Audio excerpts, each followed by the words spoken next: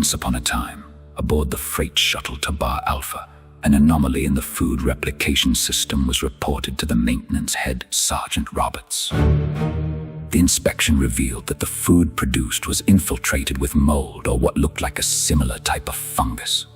Sergeant Roberts immediately sought out Captain Andrew Tacker to make his report. He made his way to the captain's quarters and rang the bell. "Who is it?" Tacker asked over the speaker. "It's Sergeant Roberts, sir. I've come to report on the issue with the food replicator system." The door slid open. Roberts stepped inside, revealing Tacker sitting at his desk, lazily tapping his keyboard to play a video game on his computer screen. "What's wrong now?" Tacker asked, not looking up. "All of the food the replicators make is filled with mold. It's disgusting, sir." "Then wash the damn things out," Tacker said. "Why are you bothering me with kitchen duty?" "The mold isn't coming from the replicators themselves. All they do is process the dry carbon and reform it. The problem is in the software." "Explain," Tacker said, finally pausing his game to stare at the sergeant with a look that could curdle milk. "I can't explain it, sir. For some reason, the computer is adding mold to all the food. I can't find the line of code that changed the program anywhere." "Reprogram the computer," Tacker stated. "Impossible, sir. The programming was set by the food contractor before we left Mars. We don't have access to change it." "You've got to be kidding me," Tacker said, leaning back in his chair. "Call someone from the company and tell them to fix their mess. Any changes to the software would require a hard reboot, and we can't complete a hard reboot while in transit," Roberts replied. "How long till we reach Earth?" 14 months, give or take a day." "How many souls on board?" Tacker asked. 27. "Have you tested the food? Is this so-called mold actually poisonous or just ugly?"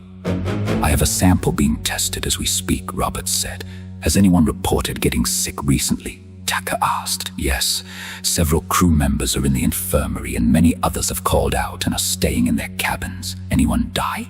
"We have had 3 deaths in the last week, but we are unable to tie them to the food," Roberts replied. 3 is a hell of a lot of deaths. I haven't had a corpse on a ship in 10 years, let alone a trio in a week," Tacker said. "What do you want me to do, sir?" Roberts asked. "Place all the food replicators on out-of-order status for now. See if there is any way to shuttle supplies to us in transit." "We are a month out from Mars," Roberts said. "Even if they left today and attained double speed, they wouldn't catch up to us for 6 months or more, and there is no way to transfer anything on board. We are not designed for that." "Would you prefer we all starve to death, Sergeant?" Tacker asked. "No, sir. That would not be optimal." "No crap! Now what the hell am I supposed to do?" Tacker asked out loud. "I do have a suggestion, sir. A short-term suggestion." "Go on," Tacker replied. "I think we should eat the dead. As appetizing as that sounds, 3 bodies won't last us until breakfast," Tacker said. "More will die along the way. Maybe we should rename the ship the Donner Party." Tacker muttered. "A human can live around 30 days without eating. We have over a year left on our calendar." "I see. And how do you think we are to prepare the bodies?" Tacker continued, eyebrow raised. "Maybe a backyard barbecue like we used to do back home. We don't have a qualified cook on board. Didn't need one anymore. Well, until now." "We will find a way, sir," Roberts replied. "People are resourceful when they need to be." "I don't think our crew is going to be thrilled about eating their co-workers," Tacker said.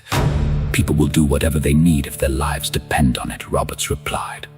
"Fix the software, Sergeant. That is your priority." "I have the best on board scanning the code," Roberts stated. "If there is something we can do, we will do it.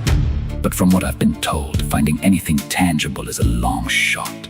"Tell me, Sergeant, what kind of sauce goes with human? I like honey ranch myself." "That's not funny, sir," Roberts stated.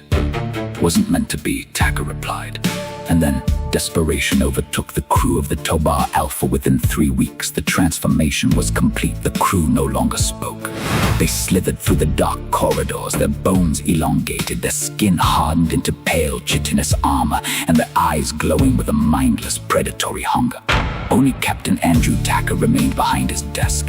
His fingers were stiffening into claws, and a thick layer of gray, mold-like fuzz was creeping up his neck. The door to his quarters was torn off its tracks. What was left of Sergeant Roberts crawled into the room. His jaw had split into 4 clicking mandibles. A low, wet hiss vibrated from his chest. "Told you to lock the armory," Sergeant Tacker drawled. His voice was raspy now, scraping against his mutating throat like sandpaper.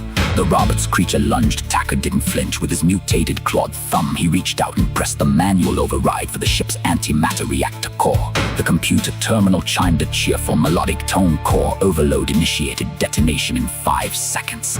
Tacker finally looked up from his screen, staring right into the glowing, monstrous eyes of his former maintenance head. He gave a tiny, grim nod.